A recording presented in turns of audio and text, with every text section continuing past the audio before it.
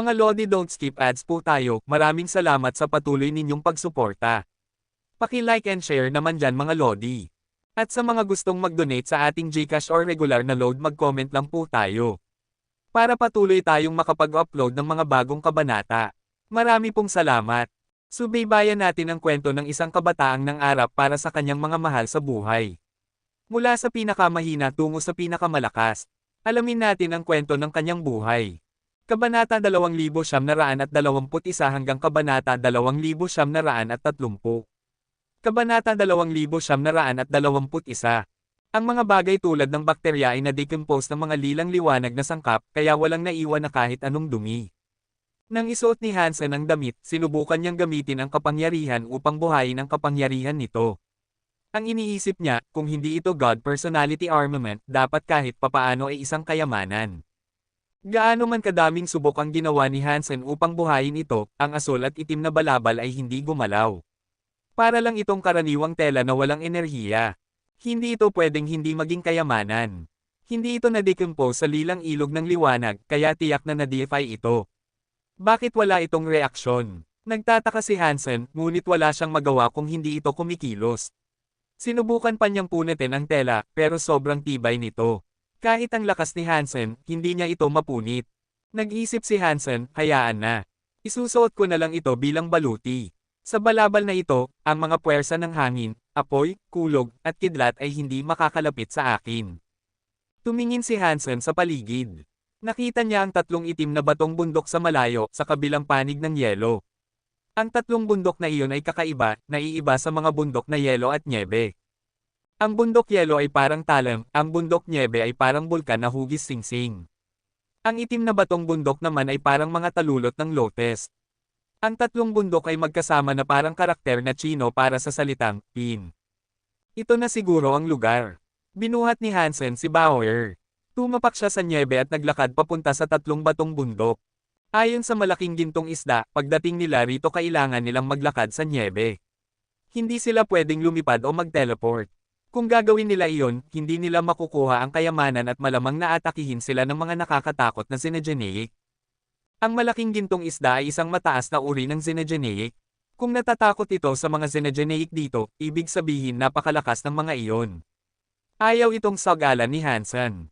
Masyadong maliwanag dito. Kung lilipad tayo, siguradong makikita tayo. Pero kung maglalakad lang din naman tayo, hindi ba't makikita pa rin tayo?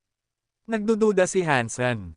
Dahil nandito na sila, totoo man o hindi, wala siyang magagawa kundi subukan. Tama ang sinabi ng gintong isda, walang kahit anong nilalang sa paligid. Puro yelo at nyebe, para bang patay ang lahat. Ang mag-ama ay walang nakaharap na panganib, maliban sa oras na naubos nila sa paglalakad papunta sa tatlong bundok. Sa paanan, tumangala sila. Napakalaki at napakaganda ng tatlong bundok. Bawat isa ay may taas na mga 30,000 talampakan. Magkakasunod sila, at sa gitna ng kanilang mga paanan, nagkahiwalay ang mga bundok na parang bulaklak ng lotus na bumubukas. Sinundan nila ang mga batong bitik at naglakad ng 7 hanggang 8 milya, gaya ng sinabi ng gintong isda. Huminto sila sa harap ng batong hagdanan na papataas ng bundok. Ang hagdanang ito ay nakadikit sa pader ng bundok at tila isang hagdan patungo sa langit. Hindi agad umakyat si Hansen. Tinitigan niya ang hagdanan at kumabog ang dibdib niya. Ayon sa sinabi ng gintong isda, siya at si Bauer ay dapat tumalikod sa hagdanan at pumikit.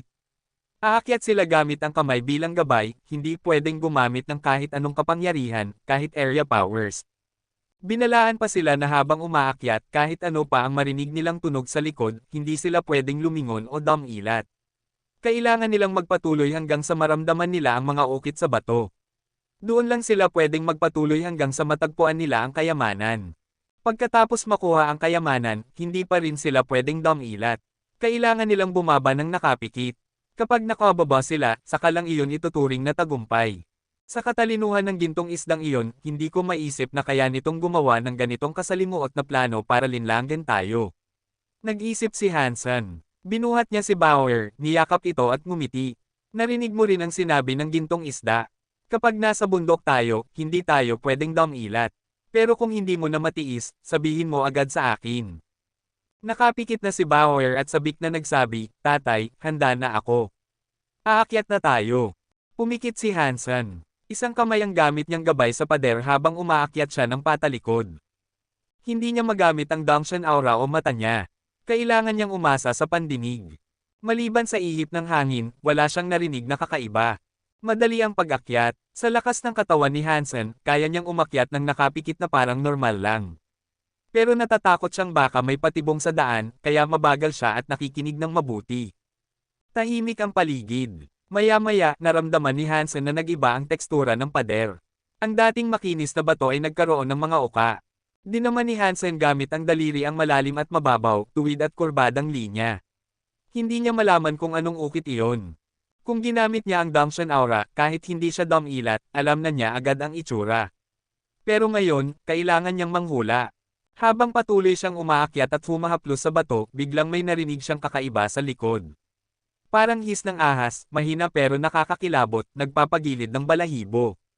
Lalo itong lumalapit kay Hansen. Parang makamandag na ahas na papalapit sa likuran niya.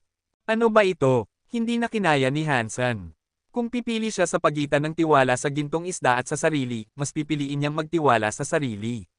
Mas gugustuhin niyang harapin ang panganib at lumaban kaysa ipagsapalaran ang buhay niya sa salita ng isda. Ginamit ni Hansen ang Dangshan Aura. Damilat siya at tumingin pataas.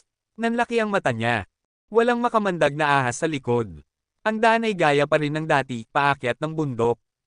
Walang kakaiba sa hagdanan, pero pa ng mga ukit ang pader. Habang paakyat, mas marami pang nakaukit na hindi makita kung hanggang saan ang dulo. Hindi maintindihan ni Hansen ang buong nilalaman ng mga ukit dahil iilang bahagi lang ang nakikita niya. Sa nakita niyang bahagi, parang katawan ng isang napakalaking ahas. Rebulto pala ito ng isang ahas. Habang nakatitig si Hansen, ang rebultong bato ay tila nabuhay. Ang itim na kaliskis ay gumalaw at naglabas ng amoy ng dugo. Nang tingnan ito ni Hansen, ang bato ay naging laman. Ang itim na kaliskis ay buhay, at ang presensya ay nakakatakot. Hindi nagsinungaling ang gintong isda. Hindi ko talaga dapat binuksan ang mga mata ko. Ngunit kahit alam ni Hansen na totoo ang babala, hindi siya nagsisi. Kailangan niyang kontrolin ang sarili niyang kapalaran. Hindi siya pwedeng umasa na palaging mabuti ang mga taong makakasalubong niya. Kabanata 2922. Umangat ang ulo, sungay, at balbas ng dragon habang ito'y umungol. Ang tinig nito'y bumasag sa universo at kalawakan. Gumuho ang bundok na yari sa nyebe at yelo. Nagbitak ang mga yelong kapatagan. Si Hansen ay nakabitin sa kalawakan. Ginamit niya ang lahat ng lakas kasama ang Dangshan Aura upang pigilan ang sigaw ng dragon. Nanginginig ang kanyang katawan, pakiramdam niya'y madudurog siya anumang oras. Napakalakas nitong Xenogeneic. Kinuha ni Hansen ang Shield of the Medusa's Gaze at hinarang ang sigaw ng dragon. Inactivate niya ang imahe sa harapan ng kalasag. Ang mata ng magandang babae ay naglabas ng kakaibang malamig na liwanag na tumama sa itim na kaliskis ng dragon. Plano ni Hansen na mauna ng atake at ipako ang itim na dragon sa batong bundok. Ngunit ang mga mata ng dragon ay tila dalawang walang hanggang butas na itim. Nang tumingin ito sa mata ng Medusa, para bang dalawang black hole ang humihigop ng liwanag. Hindi nagyelo ang katawan ng dragon. Naisa nang ulitin ni Hansen ang Medusa's Gaze, ngunit napagtanto niyang sinisipsip ng mata ng itim na dragon ang liwanag. Ang ibang nilalang ay hindi kakayaning hadlangan iyon. Bago pa niya maulit ang atake, itinaas ng dragon ang ulo nito at nagbuga ng makapal na usok na kulay itim. Nang bamuka ang bibig nito, may lumabas mula roon.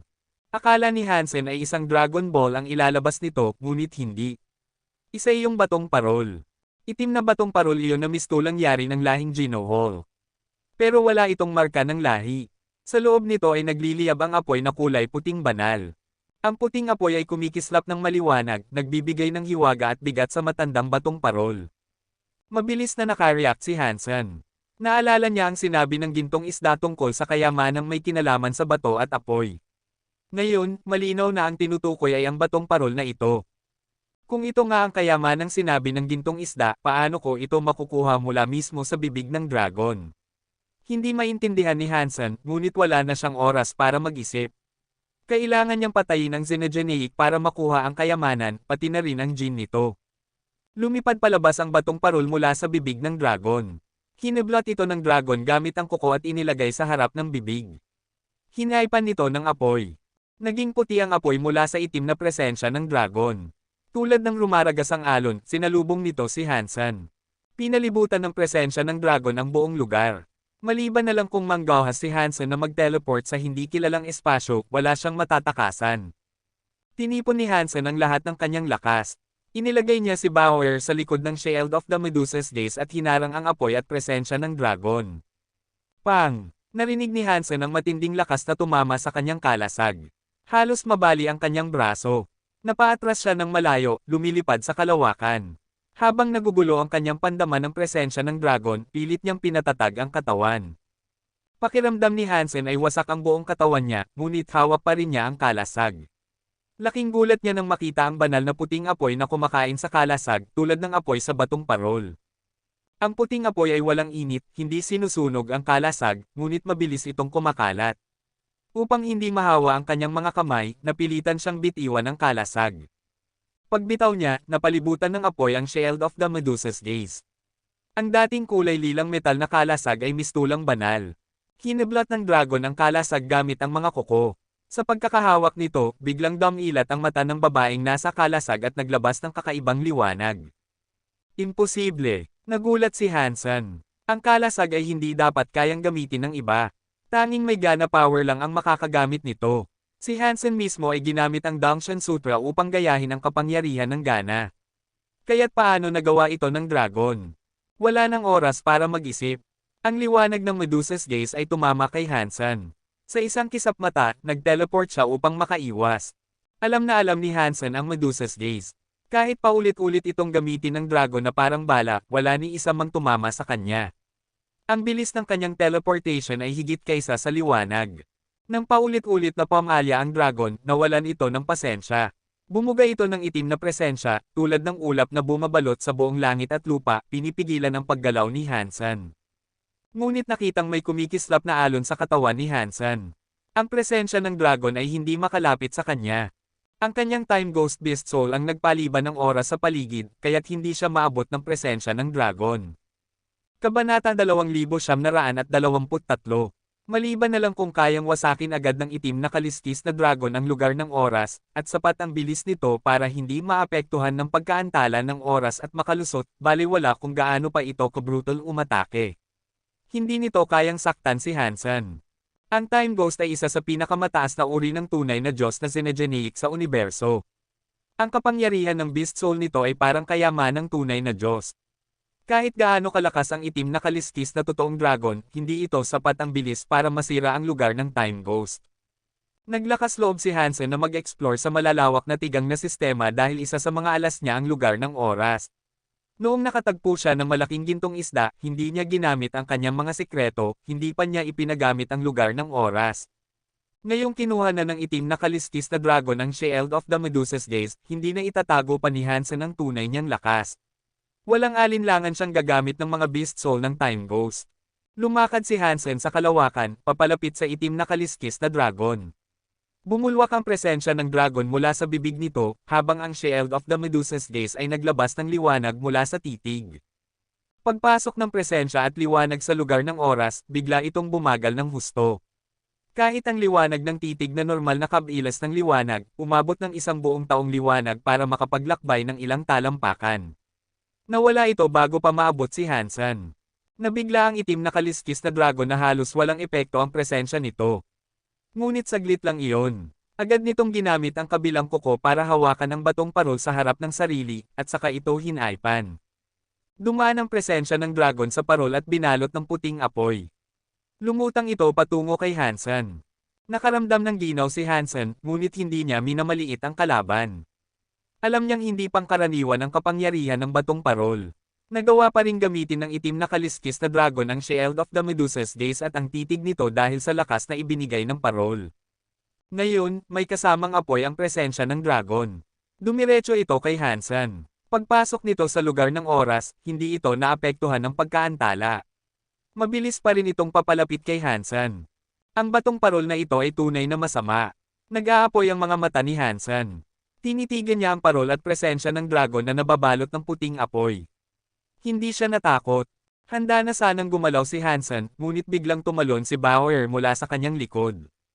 May suot siyang sunglasses. Habang nasa kalawakan, nagbago ang anyo ng kanyang katawan, bigla siyang naging katulad ng malaking itim na kaliskis na dragon.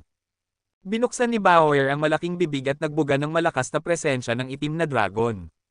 Tumama ito sa presensya ng dragon na may puting apoy. Nagbanggaan ang dalawang puwersa. Yumanig ang universo. Sumabog ang mga yelo sa paligid. Namangha at natuwa si Hansen. Ang kakaiba, ang sunglasses ay kayang gawing itim na kaliskis na dragon si Bauer, at kaya rin niyang gamitin ang presensya ng dragon nito. Nagpatuloy ang banggaan ng dalawang presensya hanggang sa bigla itong naglaho. Nang makita ng orihinal na dragon ang isa pang kaparehong nilalang sa harap nito, natigilan ito. Pagkatapos ay nagalit ng todo ang itim na kaliskis na dragon. Tumingin ito kay Bauer at naglabas ng isang sigaw na yumanig sa ulap at gumiba ng bato. Naging alon ng pagkawasak ang dragon cry at sumugod kay Bauer. Sumagot din si Bauer ng sarili niyang dragon cry. Bumalik ang alon patungo sa itim na kaliskis na dragon. Nagbanggaan ang dalawang nakakatakot na shockwave sa kalawakan. Umalangaw-ngaw ang mga tunog na parang mga bagay na nababasag. Nang matapos, tabla ang laban. Lalo pang nagalit ang itim na kaliskis na dragon. Naglabas ito ng mas maraming presensya habang kumikislap ang mga kaliskis nito ng mahiwagang liwanag. Umagos ang lahat ng klase ng kapangyarihan patungo kay Bauer. Ngunit hindi siya nagpahuli. Gumamit din siya ng maraming puwersa. Tabla pa rin ang laban nila. Bukod sa Shield of the Medusa's Gaze at Batong Parol, lahat ng kapangyarihan ng itim na kaliskis na dragon ay nagagawa rin ni Bauer. Pantay ang kanilang lakas. Ang sunglasses ay isang napakalakas na armamentong may personalidad ng Diyos. Hindi ko alam kung aling God Spirit ang gumawa nito. Namangha si Hansen sa kanyang nasasaksihan. Nang makita ng dragon na napipigil lahat ng atake nito, nabigla at natakot ito. Galit na umatungal at muling tinaas ang batong parol. Naging kasing lalim ng black hole ang mga mata nito, at sa pagtitig sa apoy ng parol, naglabas ito ng dalawang itim na sinag. Pagdaan ng itim na liwanag sa apoy, naging puti ito. Hindi nagpahuli si Bauer. Naging mata ng dragon ang kanya at nagbuga rin ng dalawang itim na liwanag, ngunit dahil wala siyang parol, nanatiling kulay itim iyon. Nagbanggaan ng puti at itim na sinag sa ere. Ngunit madaling nadurog ang itim ni Bauer ng puti. Dumiretso ang puti patungo kay Bauer. Nagulat si Bauer. Gamulong ang katawan niya at biglang naging isang maliit na bubuyog.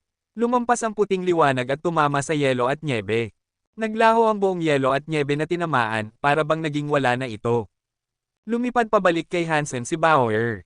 Bumalik siya sa kanyang anyo at yamakap sa dibdib ni Hansen. Hinaplos niya ang dibdib at nagsabing, napakalakas ng batong parol na iyon. Manood ka na lang muna.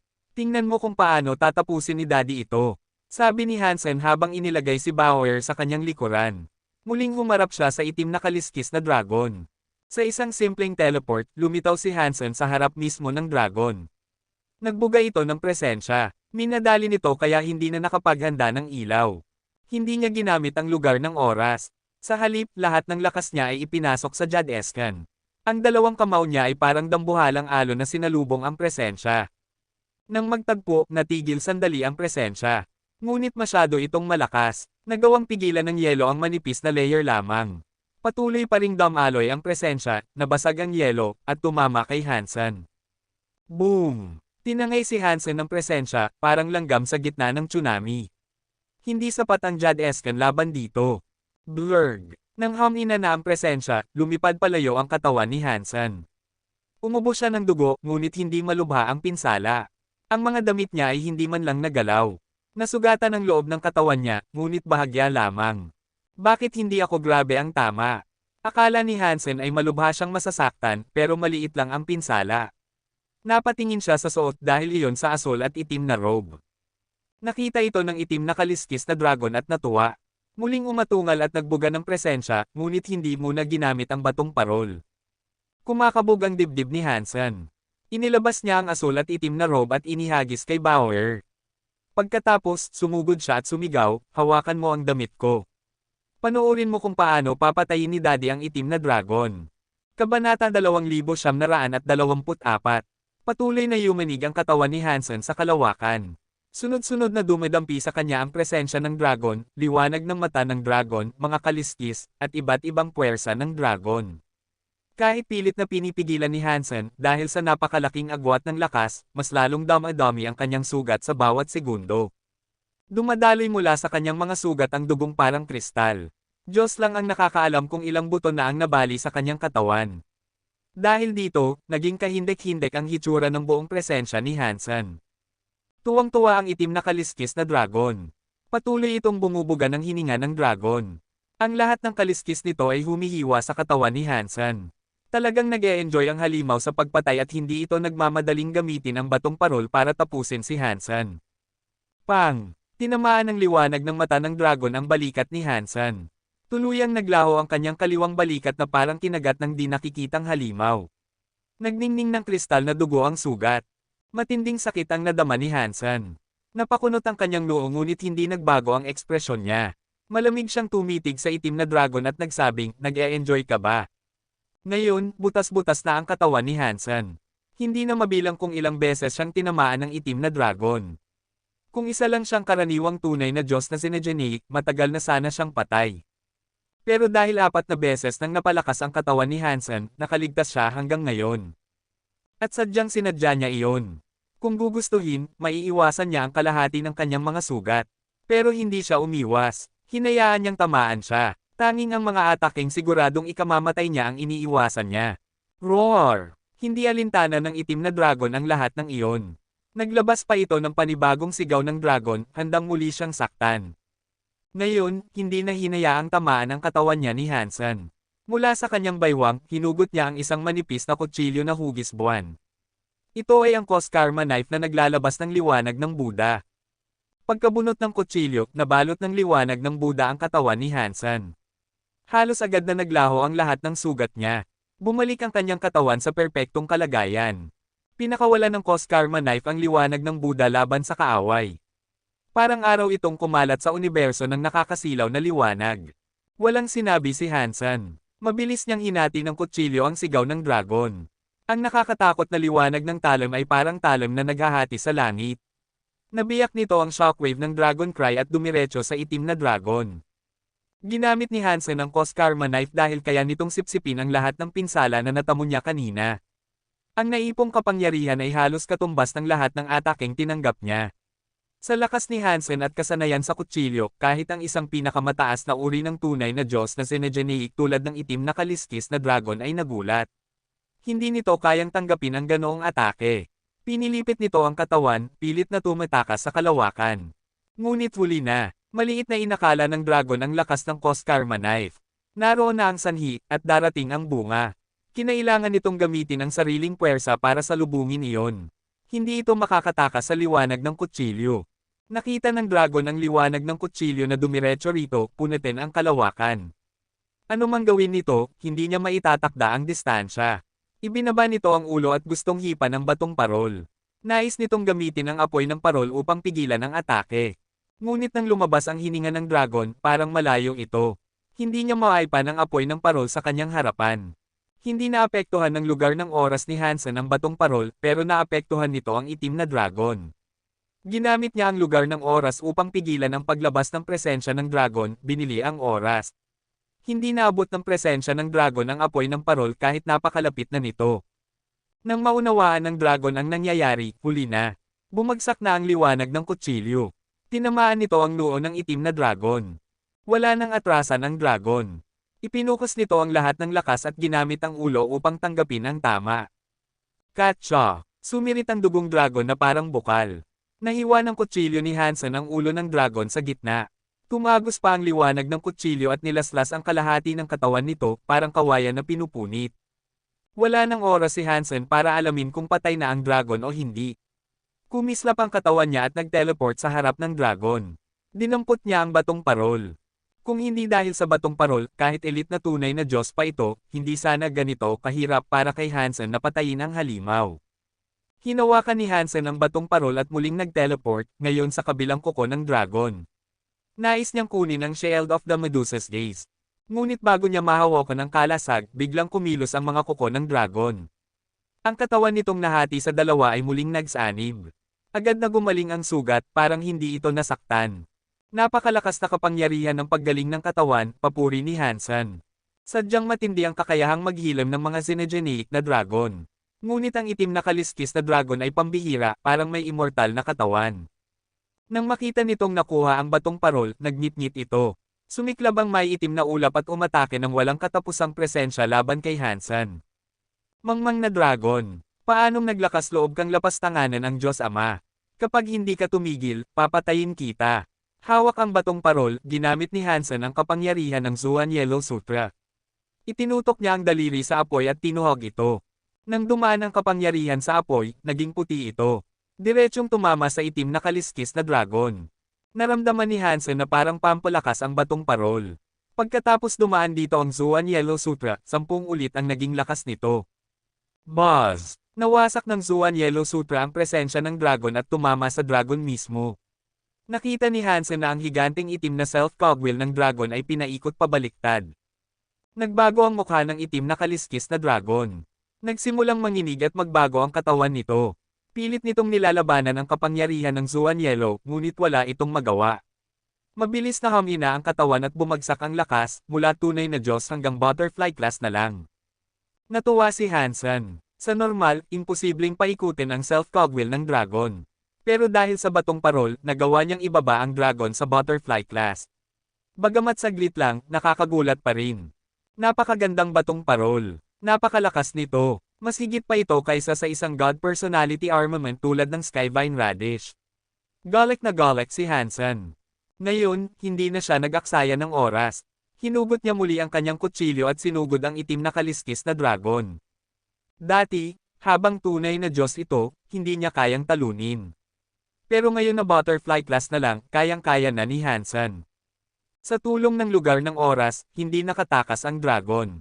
Paulit-ulit itong tinaga ni Hansen, hinihiwa-hiwa ang katawan ng dragon. Ngunit hindi pa rin ito namatay. Ginamit ni Hansen ang kanyang kasanayan na Under the Sky Knife. Naglabas siya ng walang katapusang liwanag ng kutsilyo na nag-cross-cross, pinayre-piraso ang katawan ng dragon. Nagsimulang bumalik sa pagiging tunay na Diyos ang katawan ng dragon. Muling nagsasanib ang mga pira-piraso nito. Ngunit nakita ni Hansen ang isang bagay na kumikislap sa loob ng bibig ng dragon.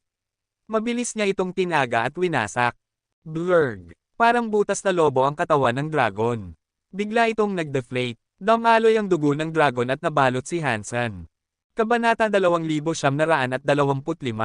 Natatakot ako na sa universo na ito, mahirap nang makahanap ng isa pang Dead Area Demon Dragon. Dinilaan ni Hansen ang kanyang labi at nakaramdam ng kaunting panghihinayang. Mahinahon niyang kinausap ang sarili. Ang pagkakaroon ng Beast Soul o hindi ay hindi kontrolado ni Hansen. Tungkol sa tsansa, hindi pa niya alam. Ayon sa sinabi ng Diyos sa kanya, ang God Spirits at Beast Souls ay binubuo ng mga espirito ng mga nilalang. Bawat nilalang ay may espirito, kaya bakit nga ba sa pagpatay lamang ng mga Xenogenic sa universo nakukuha ang Beast Souls? Bakit hindi sa lahat ng pagkakataon? Hindi maintindihan ni Hansen ang rason sa likod nito. Kung bawat Xenogenic ay may espirito, dapat sanay sa bawat pagpatay ay may kasamang Beast Soul. Ngunit hindi ganoon ang nangyayari. Ang deified Xenogenic gene ng Dead Area Demon Dragon na ito ay sapat na para mapuno ang tali ko hanggang 100, pero masyado itong malaki. Hindi ko alam kung gaano katagal bago ko ito makain ng buo. Tinitigan ni Hansen ang bangkay ng dragon na parang isang dambuhalang bato. Mapait ang kanyang ngiti. Kahit na ang kanyang konsyum ay nasa pinakamataas na antas, ang paglunok ng ganoong kalaking bangkay ay mangangailangan pa rin ng maraming araw. Kakailanganin niya ng 10 araw hanggang kalahating buwan para maubos ito. Patay na ang itim na dragon. Nagtataka ako kung may iba pang kayamanan sa 3 itim na bundok. Itinaas ni Hansen ang bato lantern at naglakad. Tinawag niya si Bauer at binalot ito sa kumot. Magkasama silang umakyat sa 3 itim na batong bundok. Wala silang nakita ni isang kayamanan. Sa gitna ng 3 bundok, may isang bilog na lambak. Sa ilalim nito ay may isang lumang teleporter. Hindi alam kung saan ito papunta. Hindi alam ni Hansen kung saan iyon dadalhin, kaya hindi siya nagtangka. Lumabas siya ng lambak at pinag-aralan ang bato lantern. Ang bato lantern ay kakaiba. Hindi ito mapaganya ni Hansen o makontrol. Kapag pinalusutan niya ng kapangyarihan ng apoy, pinapalakas ng apoy ang kapangyarihan. Anumang enerhiya ang dumaan, ito'y lumalakas, hindi lang sa kanya kundi sa sinumang gagamit nito. Ano bang klaseng bato lantern ito? Hindi ito mukhang God Personality Armament, at hindi rin parang Xenogenic Treasure. Medyo kahawig ito ng Race Lantern mula sa Geno Hall, pero hindi rin eksakto. Pinag-aralan pa rin ni Hansen ang bato lantern ngunit wala pa ring kasagutan. Dahil ligtas naman, hindi na niya pinilit alamin. Inilagay niya ito sa Destiny's Tower at sinimulan ang pagkain ng laman ng Dead Area Demon Dragon. Habang kumakain siya, isang gintong at pulang liwanag ang lumitaw sa langit. Papalapit ang malaking goldfish, kasama ang maliit na goldfish. Dahil hindi siya niloko ng malaking goldfish, at maxed out na ang kanyang mga gin matapos kainin ng dragon, hindi na niya planong patayin ang mag-ina. Nang makita ang bangkay ng dragon, tuwang-tuwa ang malaking goldfish. Inilapit nito ang anak sa harap ni Hansen at nagbuga ng maraming bula, tila may sinasabi. Isinali ni Bauer, nagpapasalamat daw siya sa pagpatay mo sa Dead Area Demon Dragon. Malaki raw ang utang na loob niya at ng kanyang anak. Kapag nagkaroon ng pagkakataon, babawi sila. Siyempre, kailangan niyong bumawi. Basta't dumating kayo kung kakailanganin ko kayo, sagot ni Hansen. Tumango ang mag-inang goldfish. Nagbuga pa ng maraming bula ang malaki, saka pumunta sa tuktok ng tatlong itim na bundok. Muli nitong inanyayahan si Hansen gamit ang mga bula. Sabi niya, patay na ang Dead Area Demon Dragon, paliwanag ni Bauer. Ngayon, maaari nang makabalik ang anak niya sa kanilang tahanan. Iniimbitahan niya tayong pumunta at bibigyan daw tayo ng kayamanan. Tumingin si Hansen sa goldfish at nagtanong, hindi ba't ang bahay ninyo ay nasa kabilang dulo ng teleporter? Tumango ang goldfish at nagbuga ng mga bula. Isinali ni Bauer, oo daw.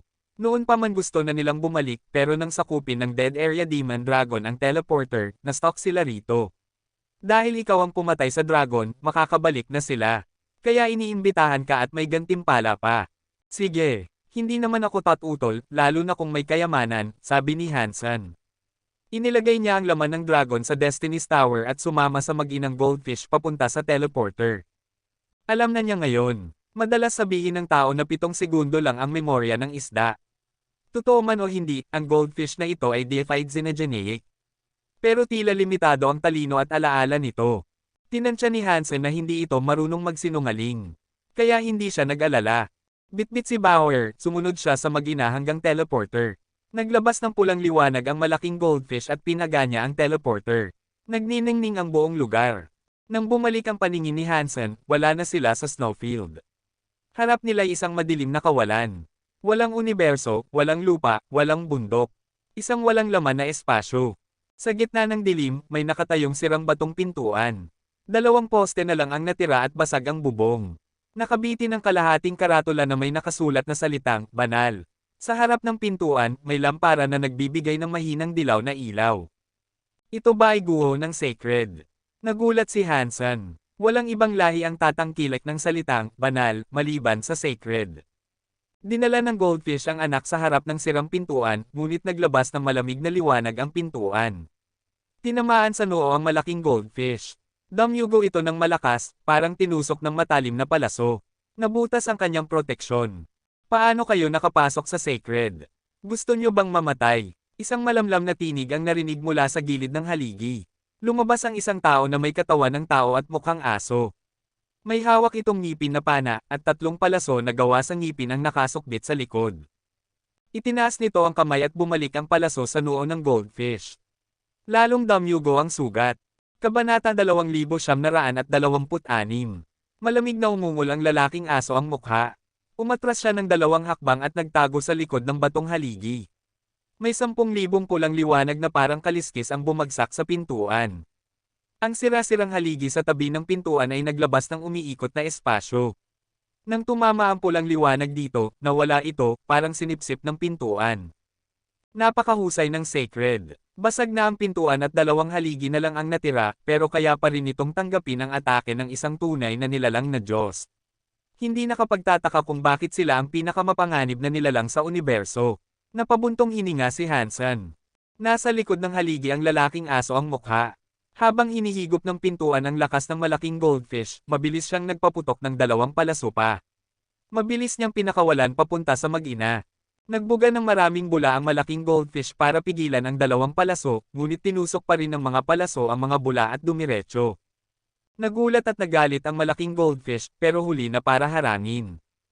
Mabilis siyang umiwas kaya ligtas siya, ngunit ang maliit na goldfish ay hindi ganoon kabilis. Tatamaan ito sa ulo. Kayang saktan ng palaso ang malaking goldfish, pero ang maliit ay nasa larva class lamang. Butas ang gagawin ng palaso sa ulo at katawan nito. Dong! Bago tumama ang palaso sa ulo ng maliit na goldfish, isang kutsilyo ang biglang tumama dito. Tumalsik palayo ang palaso. Nakatago ang maliit na goldfish sa likod ng malaki. Hawak ni Hansen ang Coskarma knife. Nakatayo lang siya at nakatitig sa lalaking aso ang mukha. Ano ang pangalan mo? Kanino ka sa mga sacred? Tanong niya. Dapat isa itong Xenogeneic na nasa antas ng tunay na Diyos. Tiyak na kilala ito sa hanay ng sacred. Isa ka lang crystallizer, isang alipin ng sacred pero hindi mo kilala ang pangalan ko. Sinunggaban ng lalaking aso ang bumalik na palaso. Matalim ang kanyang tingin. Muli niyang iniunat ang pana at itinutok kay Hansen. Nang hilahin ang PC, dama ni Hansen ang napakalakas na enerhiya. Nakakatakot ang dating, para bang isang makamandag na ahas na handang sumalakay. Habang nakatitig si Hansen sa pana, inisip niya, katamtaman lang ang lakas ng lalaking ito kumpara sa ibang tunay na Diyos. Hindi siya kasing lakas ko, pero kakaiba ang pana niya. Ngumiti ang lalaking aso. Pinakawalan niya ang palaso. Biglang naglaho ito sa espasyo, para bang nag-teleport papunta kay Hansen. Ha! Hinahanap mo ang kamatayan. Malupit ang tawa ng lalaking aso nang makita niyang tinamaan si Hansen. Pero sa susunod na segundo, nakita niyang nasa harapan na niya si Hansen. Ang bahagi ng katawan ni Hansen na tinamaan ay naglalaho. Pak! Sinampal siya ni Hansen. Tumilapon siya pabalik sa haligi. Kinuha ni Hansen ang pana. Napaka-cheap mo, at bulok ang skills mo sa pana. Turuan kita kung paano gamitin ito. Hinailan ni Hansen ang PC ng pana at itinutok sa lalaking aso na pilit bumabangon. Gusto sanang sumigaw ng lalaki, pero nang makita niyang tinutukan siya, natigilan siya. Nanlamig ang buong katawan at pinagpawisan ng todo. Para siyang sinasakal at hindi makahinga. Ramdam niya na kung gagalaw siya kahit kaunti, butas ang ulo niya ng palaso. Kaya hindi siya kumibo at patuloy na pinagpapawisan. Paano posible ito? Isa lang siyang crystallizer na alipin, bakit ganito siya kalakas, nanginginig ang lalaking aso. Handa na sanang paputukan ni Hansen ang pana nang biglang gumalaw ang teleporter. Ilang tao ang lumitaw dito, sina Ancient Abyss Grandmaster at ang kanyang mga kasama. Nagulat si Ancient Abyss Grandmaster nang makita si Hansen roon. Hindi pa sila tumigil sa paglalakbay at ubod bilis na naglakad, pero nauna pa rin si Hansen makarating sa Sacred Ruin. Nang dumami ang mga nilalang, lumapit sa tabi ni Hansen ang malaking goldfish at anak nito. Tiningnan ni Ancient Abyss Grandmaster si Hansen at ang goldfish, saka tumingin sa lalaking aso na nakatutok sa kanya ang pana. Ngumiti siya at nagtanong, Hansen Godfather, ano ang sitwasyon dito? Sagot ni Hansen, hindi ko alam kung anong klaseng Xenogeneic ito. Nagtatago siya sa haligi at nagpaputok ng mga palaso. Bigyan mo ako ng sandali, Grandmaster. Tatapusin ko lang ito, saka tayo mag-uusap. Isa kang crystallizer servant, singgal ng lalaking aso, paanong naglalakas loob ka? Kapag hinawakan mo ako, papatayin ka ng aking ina nang wala kang matitirang katawan para ilibing. Oh, at sino ang ina mo? Malamig na tanong ni Hansen. Ang nanay ko ay si Moon Shadow God. Kapag ginalaw mo ako, didikdikan ka niya. Galit na sagot ng lalaking aso. Moon Shadow God, bahagi ba siya ng sacred? Hindi ko pa narinig iyan. Nag-isip si Hansen. Sa 10 general at 4 na sacred beasts, wala siyang maalala na ganoong pangalan. Nagulat si Ancient Abyss Grandmaster. Tinitigan niya ang lalaking aso. Ang ina mo ba ay si Moon Shadow God? Oo. Ang nanay ko si Moon Shadow God. Ako si Kish. Kung alam mo kung gaano siya kalakas, isauli mo agad ang dog crow bow. Kung hindi, patay kayong lahat. Mayabang siyang ngumiti. Tumingin si Hansen kay Ancient Abyss Grandmaster. Hindi siya natatakot, gusto lang niyang malaman kung sino si Moon Shadow God. Ngumiti ang Grandmaster. Hindi mo pa naririnig si Moon Shadow God. Siguradong narinig mo na si Crow Sky Dog. Isa sa 10 general ng Sacred. Tanong ni Hansen. Siya ba ang tinatawag na Crow Sky Dog? Oo, sagot ng Grandmaster. Si Crow Sky Dog ang isa sa mga general ng Sacred na nagbantay sa pintuan. Si Moon Shadow God ang kanyang asawa. Siya ay isang tunay na Diyos na Xenogeneic, ngunit hindi sila iisang lahi. Base sa itsura ng taong ito, malinaw na siya ang hybrid na anak ni Crow Sky Dog at Moon Shadow God. Tama ka, siya ang hybrid na anak ni Crow Sky Dog at Moon Shadow God. Isang tinig ang lumabas mula sa pintuan ng Sacred. May isang nilalang na lumakad palabas. Napatingin sina Hansen, Ancient Abyss Grandmaster, at ang iba pa. Isang matandang lalaking nakasuot ng gintong balabal ang lumabas mula sa dilim. Puti ang buhok at balbas nito, ngunit matatag ang mga buto at malakas ang dating. Kahit mag-isa, para siyang isang hari. Ang lakas niya hindi maipaliwanag. 9,000 King. Nang makita siya ng Grandmaster at ng ilang Extreme King deified elites, nagbago ang kanilang ekspresyon. May isa pang sumigaw. Hindi ko inaasahan na sa unibersong ito, may mga natatanda pa sa akin, malamig na wika ni 9,000 King. Kabanata 2927. Nakunat ang noo ni Hansen at tinitigan si 9,000 King. Hindi niya alam kung sino ito. Hindi gaanong alam ni Hansen ang tungkol sa Sacred at hindi niya pa narinig ang pangalang iyon. Tumingin si 9,000 King kay Hansen. Pagkatapos ay lumingon kay Kish at malamig na nagsabi, walang halaga sa akin ang hybrid na aso na ito. Pagkasabi nito, naglakad siya papunta kay Kish. Para bang hindi niya alintana na naroon si Hansen na hawak ang busog. Nakatutok pa rin ang busog ni Hansen kay Kish. Malamig siyang sumigaw, pinayagan ko ba na ibigay ko siya sa iyo? Kung may gusto ako, hindi ko kailangan ng pahintulot ng sinuman para kunin ito. Hindi tumingin si 9,000 King kay Hansen at nagpatuloy lang sa paglakad papunta kay Kish. Nakatutok ang mata ni Hansen sa target. Naglabas ng nakakatakot na lakas ang busog sa kanyang mga kamay. Handang bitawan ang teeth arrow. Biglang nagsalita si Ancient Abyss Grandmaster. Kapatid Hansen, ang ama ni Kish ay isa sa mga general ng tagapangalaga ng pintuang Sacred. Maaaring alam niya ang tungkol sa loob ng Sacred. Mas mabuti sigurong huwag muna natin siyang patayin. Alam ni Hansen na sinasabi niya iyon upang maibsan ang tensyon sa pagitan niya at ni 9,000 King. Salamat sa paalala, pero siya ay aking huli. Walang ibang pwedeng humawak sa kanya. Hindi gumalaw si Hansen. Lalo pang lumakas ang kapangyarihan ng busog. Ramdam ni Kish na kung bitawan ni Hansen ang teeth arrow, mamamatay siya kaagad. Hindi man lang niya ito matatakasan. Pinawisan ng malamig ang buong katawan niya. Gamulong ang mga mata niya at tumingin kay 9,000 King habang nagmamakaawa. 9,000 King, handa akong gamabay sa iyo. Pakiusap, tulungan mo ako. Lumingon si 9,000 King kay Hansen at malamig na nagsabi, huwag mong akalaing pwede kang maghari-harian sa harap ko dahil lang hawak mo ang dog crowbow. Kung may tapang ka, subukan mong paputukin ako. Hindi nagsalita si Hansen. Binitiwan niya ang busog. Lumipad ang teeth arrow papunta kay Kish. Umalangaw-ngaw ang ugong at naglaho ang palaso sa ere. Kaya ng dog crowbow na punutin ang espasyo. Ang mga palaso nito ay may kapangyarihang mag-teleport. Hindi ito kayang takasan ng mga ordinaryong nilalang. Nanginig si Kish at umatras. Alam niyang kahit sa kanya galing ang dog crowbow bilang pamana ng ama niya, hindi niya matatakasan ang palasong iyon. Kung ordinaryong palaso lang, ayos lang. Pero ang teeth arrow ay may lasong kapangyarihan. Kapag tinamaan siya, lalamunan ng kapangyarihan iyon ang katawan niya. Gagawin siyang isang baliw na aso na nangangagat ng kahit sino. Wala na siyang matinong pag-iisip, mas masahol pa siya sa hayop. Habang nababalot ng takot si Kish, biglang may kamay na sumalo sa palasong nasa ere. Kamay iyon ni 9,000 King. 9,000 King, iligtas mo ako, pakiusap. Handa akong maging baka mo, maging kabayo mo, maging alipin mo. Maaari kitang gabayan papunta sa Sacred, gumagapang na nagmamakaawa si Kish sa harap ni 9,000 King. Ngunit hindi siya pinansin ni 9,000 King. Hawak-hawak ang palaso, malamig ang titig niya kay Hansen. Parang hindi pa ako matagal na wala, at nakalimutan na ng sansinukob ang pangalan ko. Habang nagsasalita, pinaalab ni 9,000 King ang palaso. Nagliwanag ito ng kakaibang kapangyarihan, tila usok at apoy, at nabalutan ng gintong enerhiya. Buzz! Biglang pinakawalan ni 9,000 King ang palaso pabalik kay Hansen. Kahit wala ang lakas ng dog crowbow, ang bilis nito ay halos parang teleport pa rin. Tumama ito sa harapan ng lalamunan ni Hansen. Ramdam ng balat niya ang talam ng dulo. Hindi gumalaw si Hansen. Hindi niya tinangkang umiwas. Kumaway lang siya ng manggas. Ang manggas ng bugaw na kasuotan ay bumalot sa palaso at kinuha niya ito. Nawala ang gintong liwanag. Nakunat ang noo ni 9,000 King. Lalong lumamig ang tingin niya kay Hansen.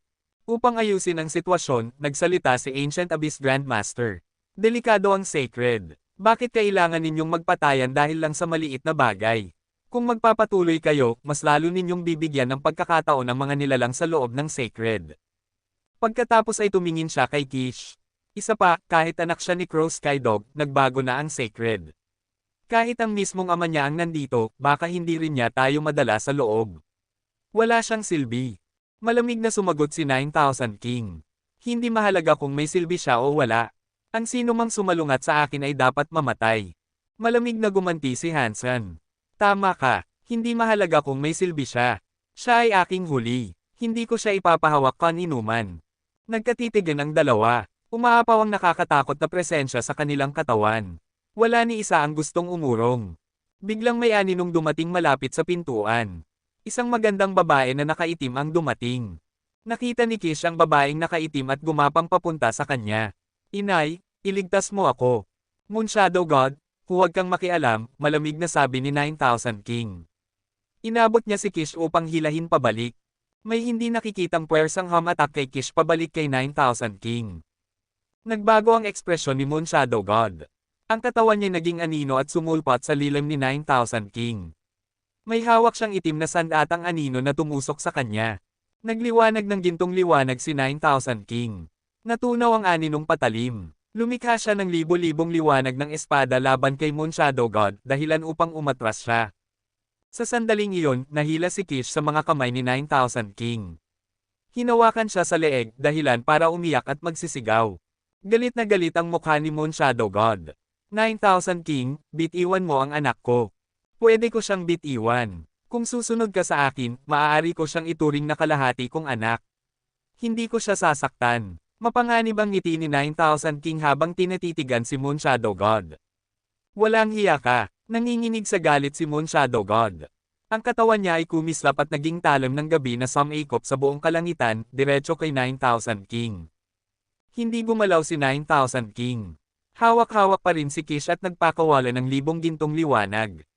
Tinamaan ng mga iyon si Kish, pinaliguan ng dugo at sigaw. Ano ba ang gusto mo sa akin? Napilitan si Moon Shadow God na ihinto ang pag-atake. Alam niyang kapag nagpatuloy siya, si Kish ang unang mamamatay. Noong una, inagaw ka ng hayop na si Evil Sky Dog. Ngayon ay kukunin na kita pabalik. Sumama ka na lang sa akin at magiging mabuti ang trato ko sa inyo. Kapag nakuha ko ang relikya ni Sacred Leader, kayo'y makikinabang din. May masamang ngiti si 9,000 King. Nakita ni Kish ang sitwasyon at nagsisigaw habang duguan, Ama, ikaw na ang magiging ama ko. Susunod kami sa iyo. Karangalan naming sumama sa iyo. Inay, si Ama napakalakas. Karangalan nating sumunod sa kanya. Payag ka na, pakiusap. Nang makita ito, natulala sina Hansen at ang mga deified elites ng Extreme King. Hindi pa nila nakita ang ganitong karumal-dumal na nilalang. Isa siyang tunay na Diyos, ngunit ganito ang asal. Mas masahol pa siya sa hayop. Kabanata 2,928. Natawa si 9,000 King at binitiwan si Kish. Pinabayaan niya itong bumagsak sa kanyang paanan. Hinaplos niya ang kanyang mukha at muling tumawa. Magaling. Isa kang mabuting bata. Mabilis na nagsalita si Kish. Ang magkaroon ng makapangyarihang ama na katulad mo ay parang gantimpala ng napakaraming mabubuting gawa na nagawa ko sa ilang buhay. Hindi lamang ako dapat maging anak mo. Maaari akong maging baka mo, maging kabayo mo, maging alipin at lingkod mo. Ikinararangal ko iyon. Hindi ko kailanman inisip na magkakaroon ako ng isang napakagaling at hindi matatalong ama katulad mo. Hindi na matiis ni na Hansen at ng Extreme King ang tanawin. Isa pa, anak siya ng isa sa 10 general. Hindi nila inasahan na aasal siya ng ganito. Nang marinig ni 9,000 King ang mga sinabi, gumiti siya. Pinaikit niya ang mga mata at ipinatong ang kamay sa ulo ni Kish. Tumingin siya kay Moon Shadow God ng may kay-abangan. Moon Shadow, ngayong pumayag na ang anak mo, dapat wala ka ng tutol. Galit na galit si Moon Shadow God. Alam niya na gaano man kage si Kish makiusap, kung hindi siya pumayag, dudurugin ni 9,000 King ang ulo ni Kish. Ayaw man niya, anak pa rin niya si Kish. Wala siyang opsyon kundi pumayag. Hindi niya kayang makita ang sariling anak na mamatay sa kanyang harapan.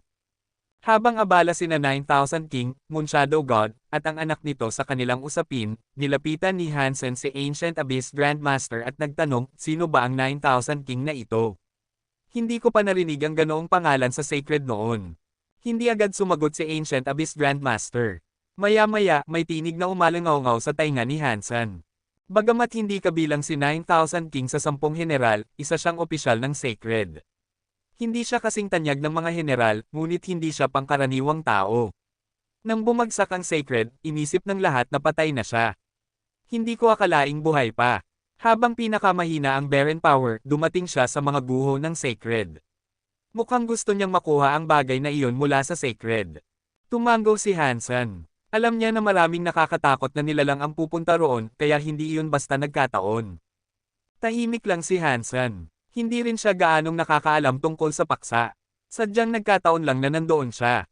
Kung marami pa siyang sinabi, mas lalo lang siyang magkakamali. Mas mabuti pang manahimik.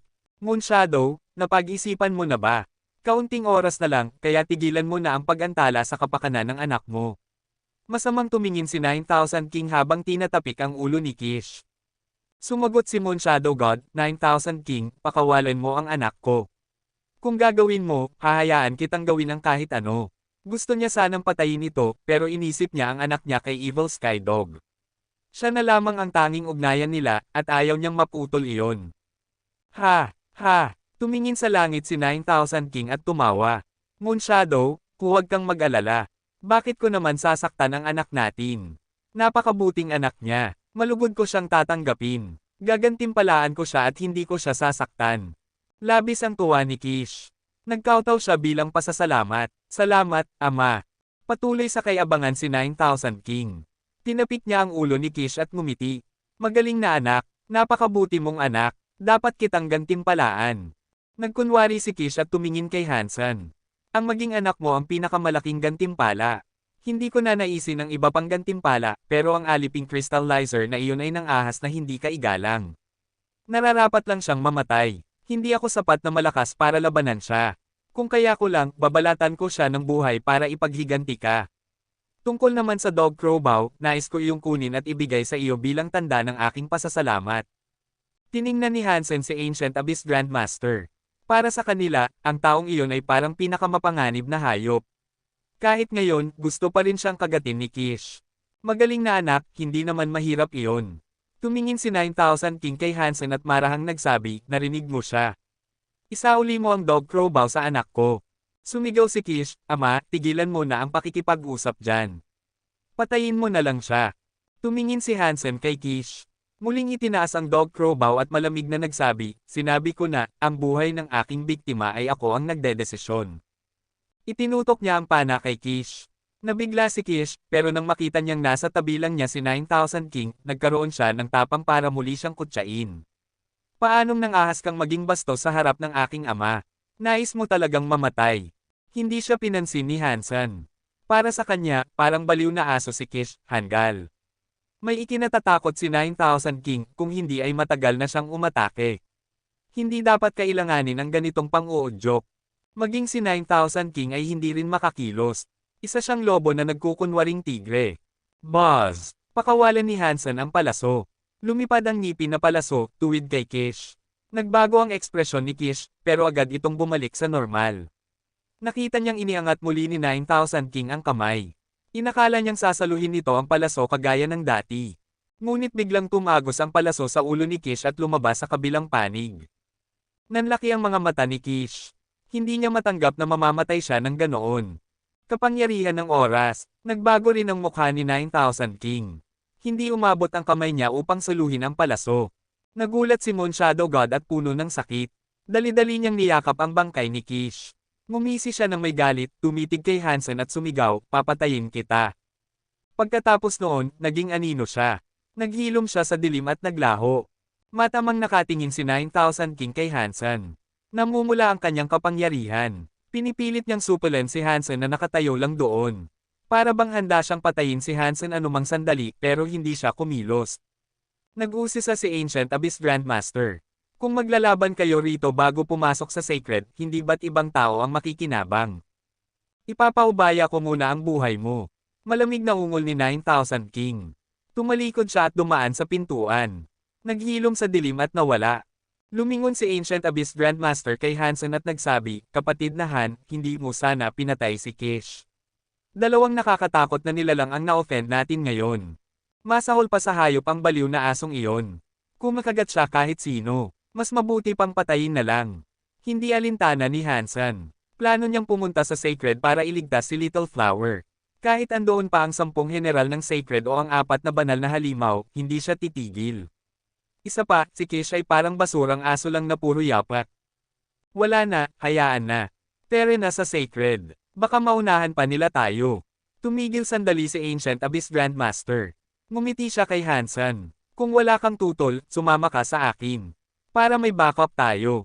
Kung ayos lang sa'yo, syempre sasama kami.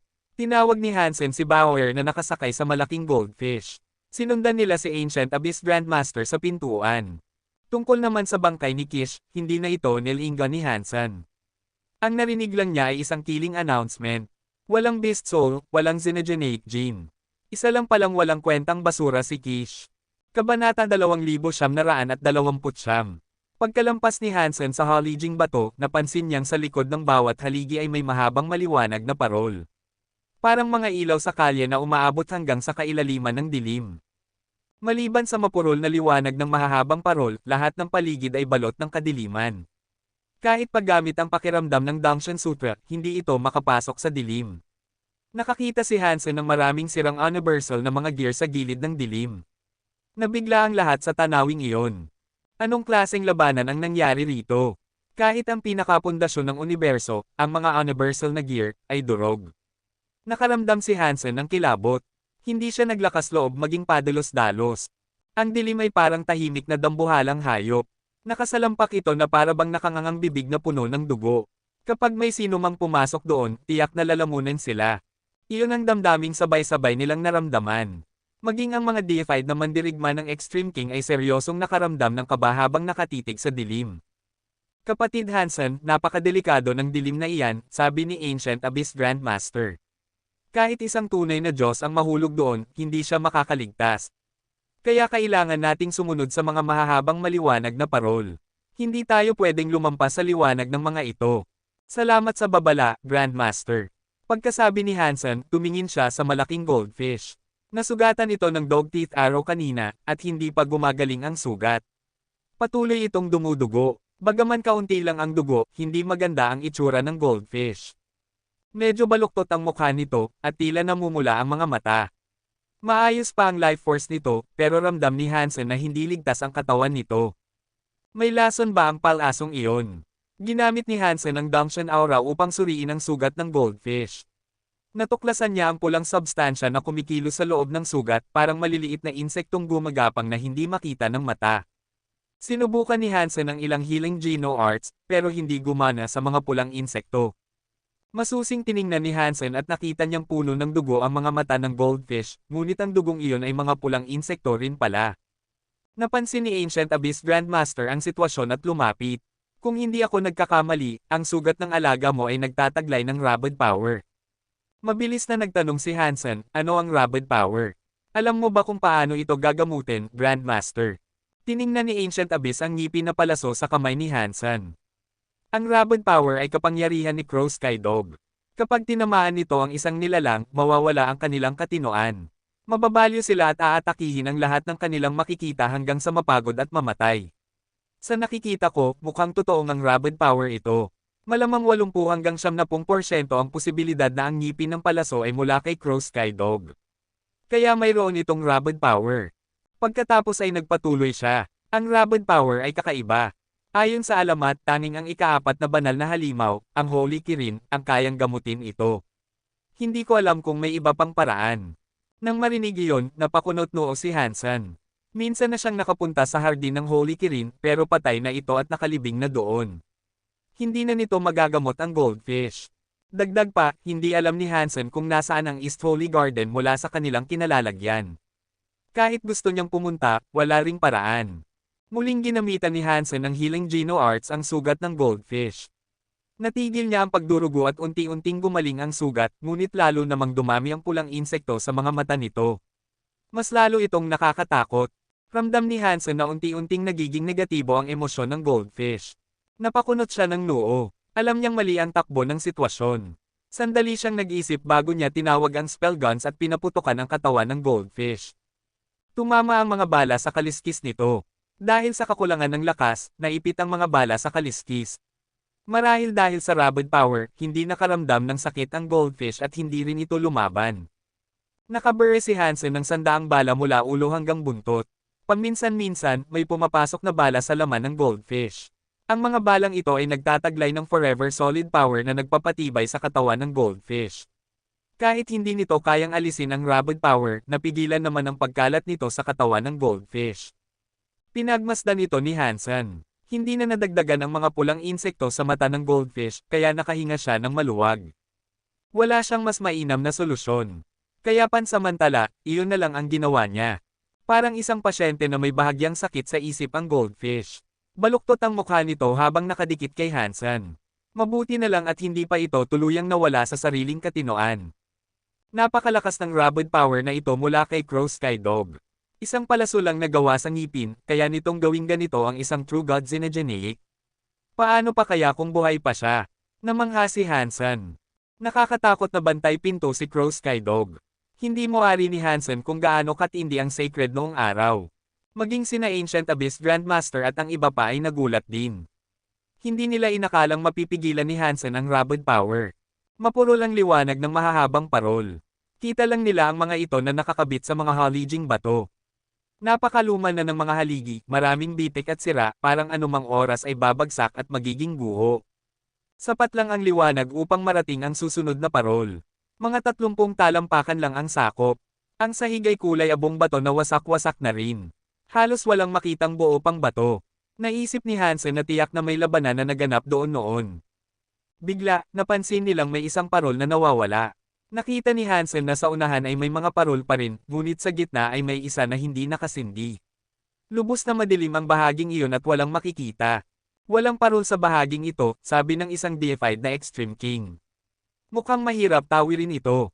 Huminto si Hansen at tumingin sa dilim.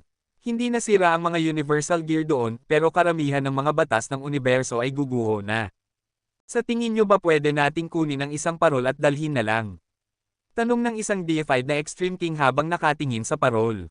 Huwag nyo gawin iyan, mabilis na wika ni Ancient Abyss Grandmaster habang umiling.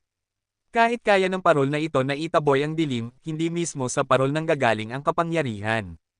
Galing ito sa haligi na nakakabit sa lupa. Kapag naalis ang parol sa haligi o nasira ang haligi, mawawala agad ang pinagmumula ng enerhiya at mamamatay ang ilaw. Kabanata 2930. Ang mga mahahabang maliwanag na parol ay patungo lamang sa isang direksyon. Matagal na silang naglalakbay ngunit wala pa ring bakas ni 9,000 King o Moon Shadow God. Ibig sabihin, doon nga sila dumaan. Si Moon Shadow God ang asawa ni Crow Sky Dog, sabi ni Ancient Abyss Grandmaster. Marami siyang alam na sikreto tungkol sa sacred. Hindi nakapagtataka na nagawa niyang makalusot dito. Kung nagawa nila, wala namang dahilan para hindi rin natin magawa, sabi ni Yang Yunsheng. Dapat tuloy-tuloy na lang tayo at pilitin nating makatawid. Sang-ayon ako, tugon ni Ancient Abyss Grandmaster. Wala tayong ibang paraan kundi ang dumiretso. Pero dapat handa tayo. Iwinasiwas niya ang manggas at inilabas ang isang puting payong na tila gawa sa buto ng jade. Binuksan niya ito at naglabas ito ng puting banal na liwanag na umabot ng mga 30 talampakan sa paligid nila. Ito ay tinatawag na Shining Umbrella, paliwanag ni Ancient Abyss Grandmaster. Mayroon itong liwanag ng Baisema. Baka epektibo ito laban sa nangingibabaw na dilim. Bakit hindi kayo sumama sa amin sa ilalim ng payong? Tinignan niya ang malaki at maliit na goldfish at nagsabi, sobra silang malaki. Hindi sila masasakop ng Shining Umbrella. Iwan na lang natin sila rito at mauna na tayong tumuloy. Salamat sa magandang intensyon, Grandmaster. Pero mula nang dalhin ko sila, hindi ko na sila pwedeng basta iwan. Kayo na ang mauna. Ako ang maghahanap ng ibang paraan. Hindi pa handang iwan ni Hansen ang pamilya ng mga goldfish. Hindi dahil may malalim siyang ugnayan sa kanila, kundi dahil mga nilalang sila ng sacred. Malamang mas marami silang alam tungkol sa sacred kaysa sa sinuman sa kanilang grupo. Sinubukan pa siyang kumbansihin ni Ancient Abyss Grandmaster, ngunit nanindigan si Hansen na isama ang mga goldfish. Kaya't wala na siyang nagawa. Itinaas niya ang Shining Umbrella at tumuloy sa dilim kasama sina Yang Yunsheng at ang iba pa. Nakita ni Hansen ang Shining Umbrella na nakikipagbuno sa dilim. Malakas na pinipigil ang liwanag nito at 6 na talampakan na lang ang natitira sa paligid nila. Nagsisiksikan na lang sila para manatiling protektado. Ang Baisema ay patuloy na nanginginig na para bang bibigay anumang oras. Hindi tiyak kung makakatawid sila patungo sa susunod na parol. Ang pagitan ng bawat parol ay 60 hanggang 70 talampakan. Pagkalakad ng ilan pang hakbang, bigla na lang nawala sina Ancient Abyss Grandmaster na para bang nilamon ng dilim. Nakatingin si Hansen sa parol na nandoon sa kabilang dulo. Para itong alitap-tap, ngunit hindi niya makita ang nasa ilalim nito. Si Ancient Abyss Grandmaster at ang iba ay basta na lang tumuloy. Handa sila. Pero paano ko madadala ang pamilya ng goldfish sa ganitong dilim? Hindi niya kayang gayahin ang ginawa ng iba gamit lamang ang isang kayamanan. Nag-alangan si Hansen bago inilabas ang cold light sword. Sinubukan niyang humiwa ng mga pink na liwanag ng espada patungo sa dilim. Ngunit agad na naglaho ang mga liwanag, walang iniwang bakas. Kumunat ang noo ni Hansen. Dahan-dahan niyang ipinasok ang dulo ng cold light sword sa dilim. Agad niyang naramdaman na ito'y pinilipit ng isang kakaibang kapangyarihan. Halos mabitawan niya ang hawak. Mabilis niyang hinugot ang espada. May ilang bitik na ang liwanag ng cold light sword. Napakadelikado ng dilim na ito. Napasinghap si Hansen. Kung halos pantay sa isang sandatang pang True God ang cold light sword at nagawan pa rin itong sirain, paano pa kaya kung mismong katawan niya ang tamaan? Naiinis siya dahil hindi alam kung paano tatawid. Biglang nagsalita si Bauer sa balikat niya, "Dad, hindi ba may nakuha kang parol na bato dati? Pwede mo bang sindihan ito para maliwanagan dito? Subukan natin." Matagal na rin niyang iniisip iyon. Ngunit iba ang apoy ng parol na bato kaysa sa mga mahahabang maliwanag na parol dito. Hindi siya sigurado kung gagana, pero handa siyang sumubok. Kinuha ni Hansen ang parol na bato mula sa Destiny's Tower. Tulad ng dati, ang apoy nito ay kasing laki lang ng hinlalaki, mahina ang liwanag. Hawak ito, dahan-dahan siyang lumapit sa dilim. At kung saan tumama ang ilaw, umurong at natunaw ang dilim. Gumagana nga, tuwang-tuwa si Hansen. Patuloy siyang naglakad habang pinapalayas ang dilim. Bagamat mahina ang liwanag ng parol na bato, nakapagbibigay ito ng liwanag na ilang dosenang talampakan ang lawak. Sa loob ng saklaw nito, bumabalik sa normal ang mga universal cogwheel. Mas mahusay pa ito kaysa sa mga parol dito. Hindi ko alam kung ano talaga ang bagay na ito, pero napakahiwaga. Hinaplos niya ang parol na bato, halatang tuwang-tuwa. Ngayon ay madali na niyang nadala ang pamilya ng goldfish. Sumakay siya sa malaking goldfish, buhat si Bauer, habang hawak ang parol upang panatilihing maliwanag ang paligid. Hindi na lumalala ang rabid power sa malaking goldfish, pero hindi rin ito tuluyang gumaling. Mabagal ang kilos nito, ngunit nakakaintindi pa rin ang utos ni Hansen. Ang maliit na goldfish ay nakasunod, halatang natatakot. Habang naglalakbay sila, may narinig si Hansen na tila iyak ng isang babae mula sa dilim. Malungkot at nakakatindig balahibo. "Dad, parang may umiiyak," sabi ni Bauer. "Huwag mo na pansinin." Tuloy lang si Hansen habang hawak ang parol. Malapit na sila sa susunod na parol, mga 120 hanggang 150 talampakan ang layo, ngunit pakiramdam nila ay ilang daang milya na ang nilakad nila. Napakakaiba ng sacred. Kanina, ang pagitan ng mga parol ay 70 hanggang 120 talampakan. Kahit na may isang parol na nawawala, hindi ito aabot ng higit sa 200 talampakan. Pero ngayon, parang walang katapusan ang distansya. Malinaw na may problema ang espasyo rito. Biglang napuno ng mga matatalas na talim ang paligid, sabay-sabay na tumutungo kay Hansen. Moon Shadow God. Nakilala agad ni Hansen kung kanino iyon. "Pagbabayarin kita sa pagkamatay ng anak ko." Galit na tinig ni Moon Shadow God ang nagmula sa dilim. Kaya niyang maglakbay at magkontrol sa kadiliman.